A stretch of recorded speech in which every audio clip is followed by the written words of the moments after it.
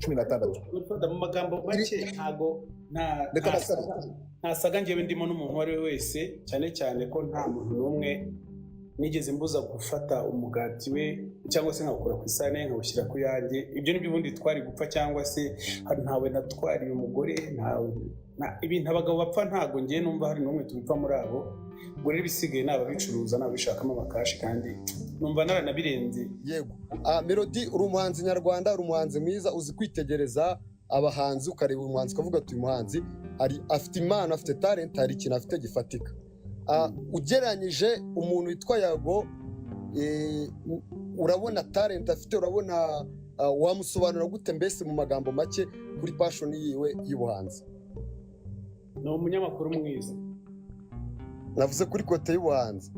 Ni umunyamakuru mwiza. Ngo Bruce Melodie ko nta munsi n'umwe turabona ifoto y'umufasha wawe, ifoto y'umufasha wawe public, nta ko atajya agaragara. Niyo mpamvu utajya umugaragaza umufasha cyashitani cyarakaye. umusore utanyeza ugasaba ari umuntu. Ndindahiro Valence papa. Acha bwana we, nta muntu ntabwo wandenza amavi. They could be mad at me. Look at my family. And then hano handitse Rutwitsi Muzi, my aka. Work in China rather to be in Data wafite karisimbi. Abikunda simbo.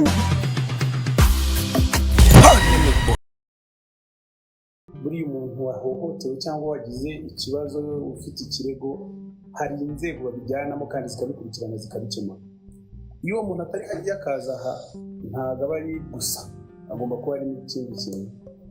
Iyo rero numva aho ngaho ari cyo nabivuga. Hanyuma ku umuryango wanjye ni umuryango muto cyane, rero kumvikana biroroha cyane, ntabwo ari ibintu bitugora. Kandi yewe buriya nk'umuntu tuba tukundana ntabwo dukundanye vuba, bakundanye none se nkatwe baba social media tugukunda tukwemera, hari ukuntu wazatugeragereza kara kabazo kagakemuka ukavuga uti wenda nk'abanyarwanda tumaze igihugu cyacu kimaze gutera imbere cyane ku buryo shanga reka tugaruke mu ntuza, reka tugaruke muri music, tuve mu kuri tip turi kumubaza. Oya no yasubiza ko ngako ntajye umuntu ongera kwinjira mu nta kibazo nzakimwibariza muri VIP. umwandikire uze kutumaza twagiye Melodie igisubiza tugenda kamusubize vuba vuba.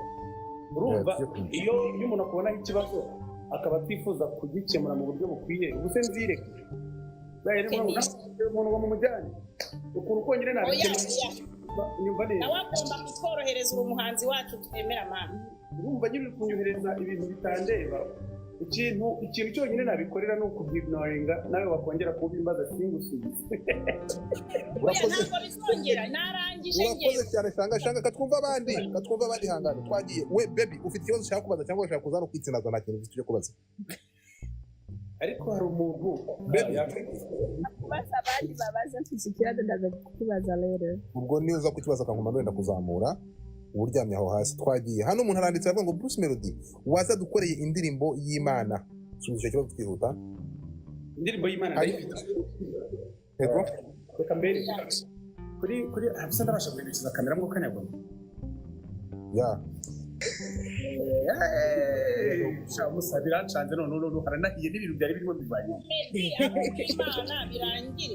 Please mute your mic abantu mwaza kutugiye. Okay, reka mbigire muri iyo mic zanjye bari kuri kane. Urabona hariya? Kara naga home studio kanjye nyine ngiye mbonye umwanya niho nyura nkareba uko mbigenza. Okay. Rero kuri album yanjye hari indirimbo nicaye hano ndakora. Buriya rero mfite n'ikintu gikomeye buriya kimbamo mutazi. Buri gihe iyo nicaye kuri piano cyangwa se mfashe nka gitari cyangwa se nje ku studio hano, uzi ko ntashobora gucreate indirimbo isanzwe se birangira hamwe n'indirimbo dutema. Oya ntabwo ngiye kuririmbira no guhimbaza turi mu mwuka w'igitaramo. Noneho naricaye hano mpakora indirimbo irandyoha. Timu yanjye itoranya indirimbo zose zagomba kujya kuri album, hagomba kujya indirimbo 18. Turazibona, tumaze kuzibona ndababwira njyewe hari akandi karere mufite mutazi kagomba kuzajya kuri album. ako karirimbo rero ninjye wakikoreye narakiproducingiye hano ndakarangiza muzakabona kari kuri album nka bonus kubera ko numva gushyira igihangano indirimbo y'Imana kuri album yanjye ari ukubihesha umugisha. Yarabajije ngo Bruce Melody ko nta munsi n'umwe turabona ifoto y'umufasha wawe, ifoto y'umufasha wawe public, nta ko atajya agaragara, niyo mpamvu utajya umugaragaza. Umufasha wowe so umuswe no gusubira ibyanditse wa mugabo we nari ngufatiranye nyine urumva umufasha n'umuntu nawe umufasha nawe n'umuntu ufite ubwenge n'umuntu mukuru kandi uri independent, ntabwo ari umuntu mbwira ngo ngo dushorerane muri gahunda zanjye, nawe agira akazi akora agira ibyo abarizwamo, ariko rimwe na rimwe yabyemeye hari igihe dufata agafoto twabona ari keza nkagata gusa si ibintu bye, ntabwo ari umuntu uba muri ibi bintu byanjye cyane, ufite ubundi buzima butandukanye cyane n'ibyo mbavuga. Bruce Melody, umunsi wasohoye indirimbo Uzandabure nibwo nabonye ko uzavamo umugabo w'umuhanga cyangwa uzashimisha abanyarwanda muri rusange, kandi warabitweretse. Uzi kwitegereza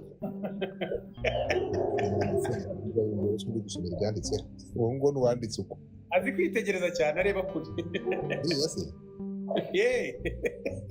byari byarahanuwe twagiye. Juliet, urahari? Ufite ikibazo? Yego ndagifite. Biravuba kubita. Nabwiriwe neza Melodie.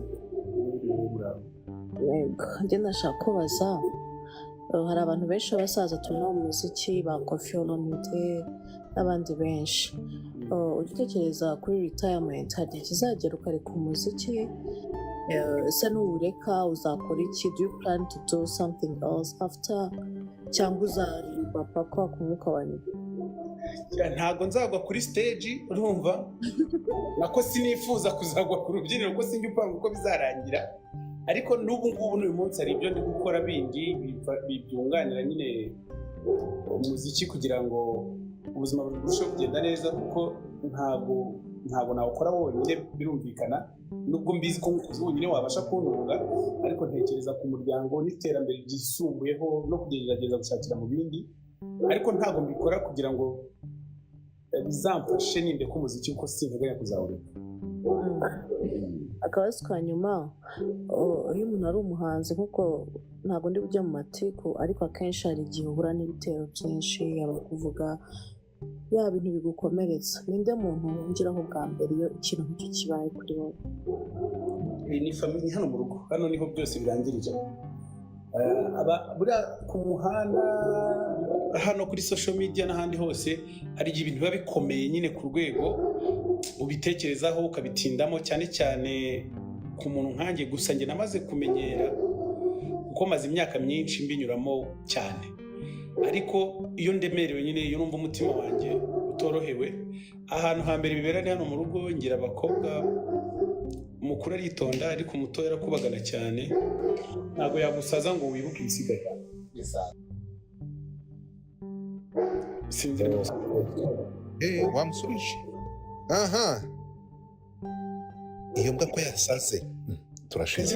Okay, kanjye kwibwira cece nana niwe guhindura, kanyibwira ndebe ko yakumvira gace ubusinga bayigira ngo cece kagute mwo kanyagwamo none bana gafuye yishumike, barayishumika yishumika cyangwa ihingamira ceceka. Dore ntangira mukira ceceka ikibazo cyawe, ceceka ikibazo cyawe. Urumva urugo ruba rwarabuzemo umuntu n'imbwa zaje ubanza none uzigiye guceceka ahari, iyo zibonye ahari umuntu yazi dukoreye umutima natuzaniye melody nuko ubanza uzaceceka. Ndumva ibibazo ku bantu babandikaga ibi bibazo, hari ibyo ntasomye, hariho ntasomye ikibazo. Mfite abantu 92 bashaka gusaba Mike, bashaka kugira ikintu bavuga. Ndakora ikintu. So ufite icyo kuvuga? Ikibazo yego ya ikibazo mfite ngewe ariko nimugifate nk'amatiku kuko nago biri concentré n'amatiku cyane. Gira vuba nuvuga ukaza kukivugura bure rero musa. N'abanyamatiku ba muri twe niba unayafite nta. Okay, nta kibazo. Urevuga. Tuba yumvikana mu Kinyarwanda. Yego. Melodie uri umuhanzi nyarwanda, uri umuhanzi mwiza uzi kwitegereza abahanzi ukareba umuhanzi ukavuga ati uyu muhanzi afite impano, afite talent, hari ikintu afite gifatika. Ugereranyije umuntu witwa Yago, urabona talent afite, urabona wamusobanura gute mbese mu magambo make kuri passion yiwe y'ubuhanzi? Ni umunyamakuru mwiza. Navuze kuri kote y'ubuhanzi. Ni umunyamakuru mwiza. Bivuze ngo ntabwo mubonamo umuhanzi. Ni umunyamakuru mwiza. Urakoze. Urashubijwe. Nano oya ariko ntabwo nyuzwe. Ariko nyine ngewe Urashaka se kunkandagira ku munwa cyangwa murashaka kuntambika amagambo? Oya. Tukora umunyamakuru mwiza ngewe Yago indirimbo suwejo n'uyu munsi yo ndyamye ndayirota. Irandirimbo irakoretse. Reka dukomeze. Ni nziza. Ni umuhanzi. Dukomeze. Who is next? Abantu mwamaje kubaza ni mumanuke ntimugakunde kuza kwicara n'abakomeye mudakomeye. Abamaze kubaza ibibazo ni mumanuke. Mumanuke dufatana. Nanjye ngiye kumanuka. Ababajije ibibazo. Okay, kubita mic, kubita akabazo kandi kagufi tugende. Ababajije muhite mwimanura. Nzamura abandi. Melodie niho bamuboneye mureke bamufatiranye twihute abantu baba mukeneye ari benshi. Hari umugize twihute. Ukabaze wihuta. Arakantu kamwe maze kubona ku itangazamakuru nyine ryo mu rugo cyane cyane ryo mu Rwanda. Iya ubona ari iyihe mpamvu abantu tuvuge nkawe usohoye indirimbo kuri premiering indirimbo cyangwa se ugiye gutanga ikiganiro ahantu runaka, ariko most of the questions zibakubaza ni ibiri negative cyangwa se bishaka kuguta mu mutego ushobora kuguteranya n'abandi bantu. Ubona ari iki cyateye itangazamakuru gituma babaza ibibazo gusa bigomba kuba biri negative, batakubaza ese ni iki gutegurira abantu, ni iki kizatuma utera imbere, ni iki bakakubaza ese Melodie urebye ubona uzagera aha ngaha, ese Melodie ugereranyije n'uyu ubona ari iki kitera abantu kubaza ibibazo bituma hari buzemo abantu gatuma abantu batumva ibintu kimwe, aho kugira ngo babaze ibibazo yenda bishobora gutuma umuziki ukomeza gutera imbere kuzamuka cyane, ahubwo ibyinshi bikaba ari uko bashaka gutezamo polemike. Biriya bintu ubona biterwa n'iki, ubona byakizwa n'iki? Okay, urakoze ku kibazo cyawe. Twihuta igisubizo cyaje kutumvira hasi manuka. Twihute kubisubiza ikibazo Melodie. Ndamusubiza no mu gihe dushaka abandi. Ikintu cya mbere kibitera nuko itangazamakuru ryajemo ubucuruzi bw'amafaranga yo kuri internet. Uyu munsi ntabwo umuntu ashaka ko inkuru aho umuntu ashaka ko inkuru irebwa. Ibi kuri ibi kinyoma babirebe kugira ngo nzishyurwe. So bari kubishakamo amaramuko kurusha uko babikora kinyamwuga, ariko harimo abanyamakuru bazima babaza ibintu bifatika batinjira cyane mu biri negative kandi nabyo bije babivugaho, gusa ubona icyo bagamije atari amaramuko gusa. Niba bakarya bagukita kandi ubwo nyine urakoze cyane. Umuhanzi wari wese uri n'ahantu uri kutureba ukwiye kuba uzi ko nutabaha amakuru uri bubaha amafaranga, mbega ugomba gutanga amakuru acuruza. Thank you so much. Ndagufana ibihe byose. Ikindi iriya ndirimbo yawe ifoto narayikunze, ifite video nziza, imeze fresh kabisa. Ikindi uzasohora album ryari? Muri December, ni ukuvuga ngo mu kwezi kwa 12 abantu bose bari bategereje album y'Inzayibona. Urateganya ko izabera he? Listening party turi kwitegura kuri Kigali Universe ku bantu bazaba bari i Kigali, ariko ndashaka no kuva muri Kenya no muri Uganda kugira ngo ibintu turusheho kugira byiza. Niyo mpamvu umunani akarere turi gufitaho cyane. Okay, thank you so much my superstar. Ndagufana big kabisa. Thank you girls. Okay, thank you so much. Sakoroji urahari? Turashize. Is it Sakoroji? Ahari. Fatira ugira vuba.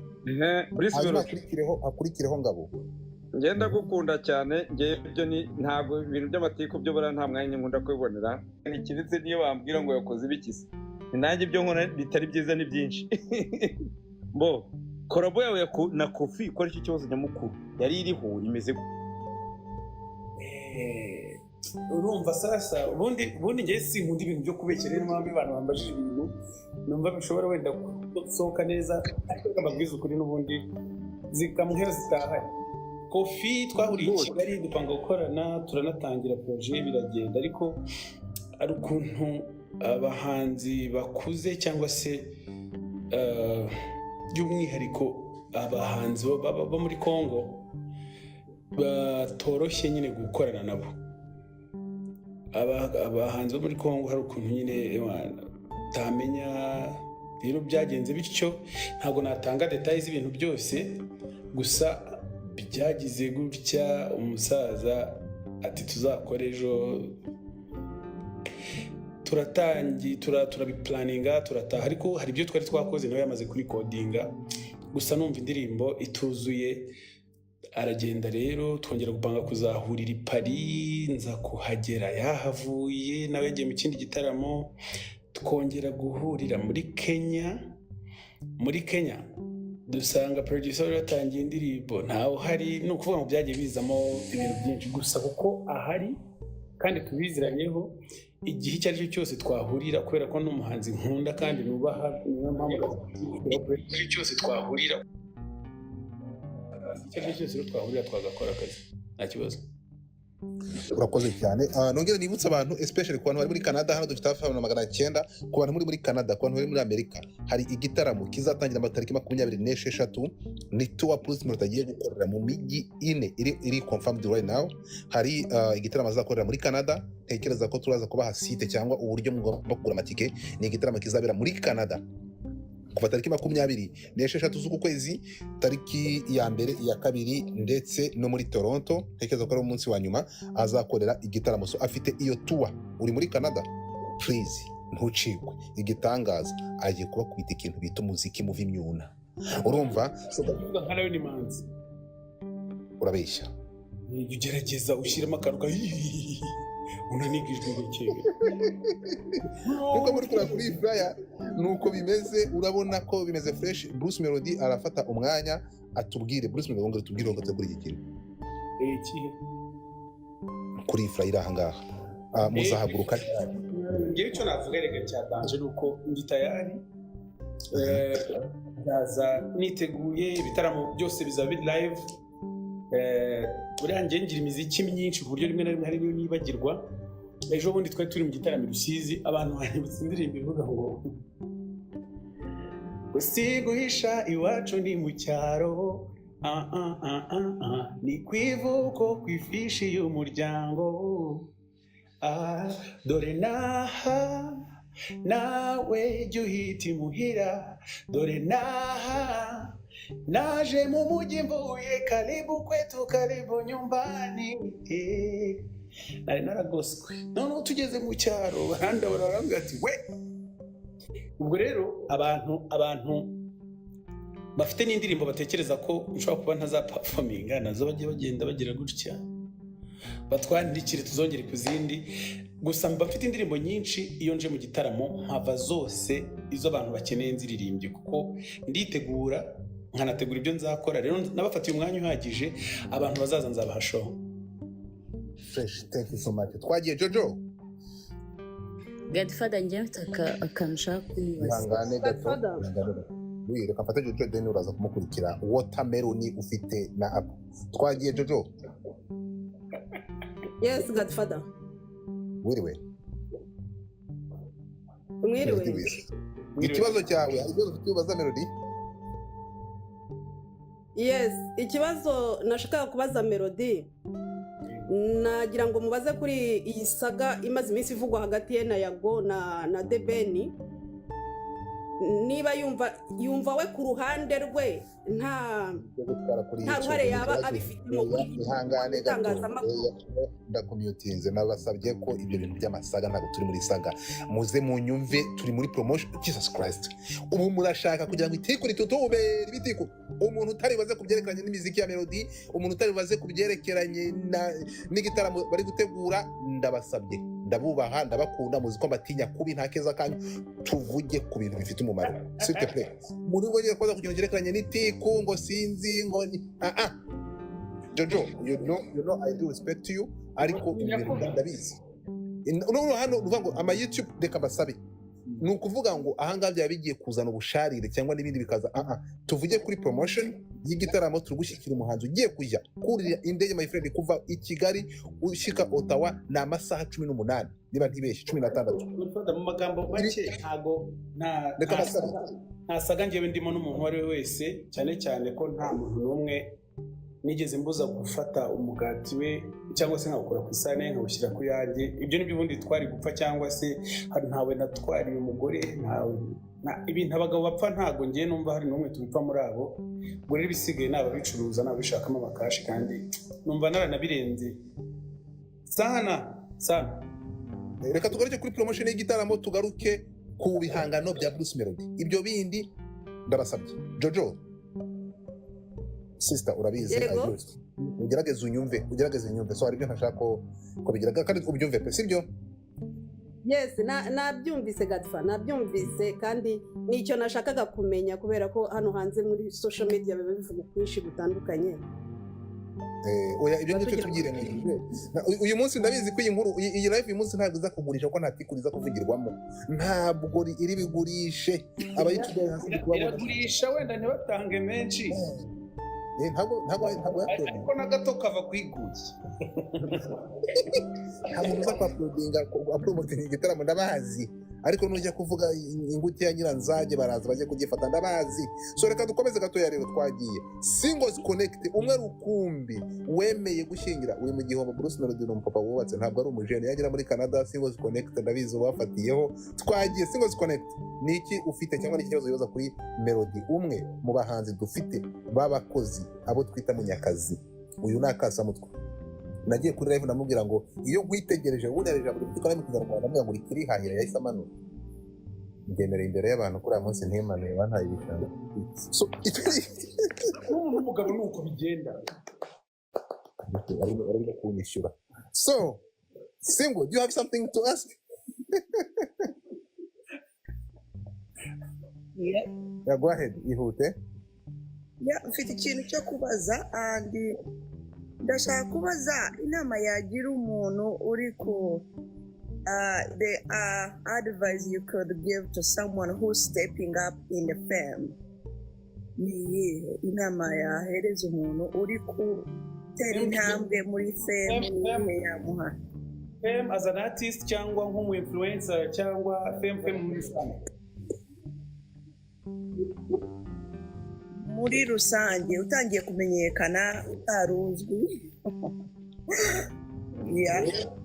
ikintu cya mbere ni uko iyo ugaragara bakunda kubivuga mu kinyarwanda ngo uko inkende yuriye igiti niko irushaho kugaragaza amabuno yayo mbega umugani uko urushaho kugaragara niko abantu bafata umwanya wo kukuvugaho niko bakumenya kurushaho rero kwitwararika kwigengesera birakwiriye ku muntu wese umenyekana ariko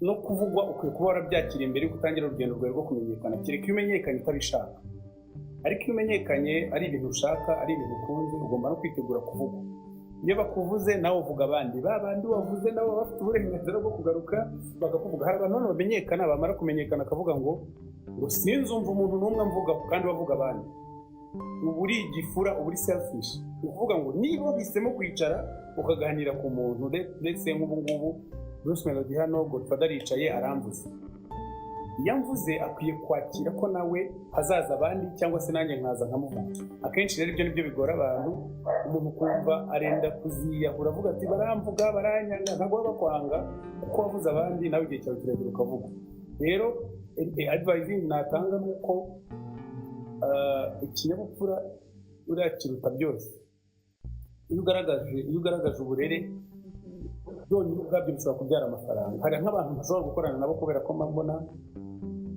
ukuntu bameze banakwiba ukantu kari sawa umva melodie reka mvuge akantu nari namanuka we ngabo mitwe mike twagiye aha watermelon ijambo ni ryawe twihuta okay Bruce Melody ndagukunda kandi ndagufana kandi Imana igiyobora intambwe z'ibirenge byawe ibintu byose ukora biba mu mugisha w'Imana urakoze cyane ikindi nakubwira nakubaza muri entertainment ikintu kikubaho ukumva wowe ubwawe umutima wawe urinangiye ukumva wicuza kuba wumva wayivamo nk'ikihe kikubaho nyine nkumva nava muri entertainment cyangwa mu muziki kumva nyine wabivamo nyine ibintu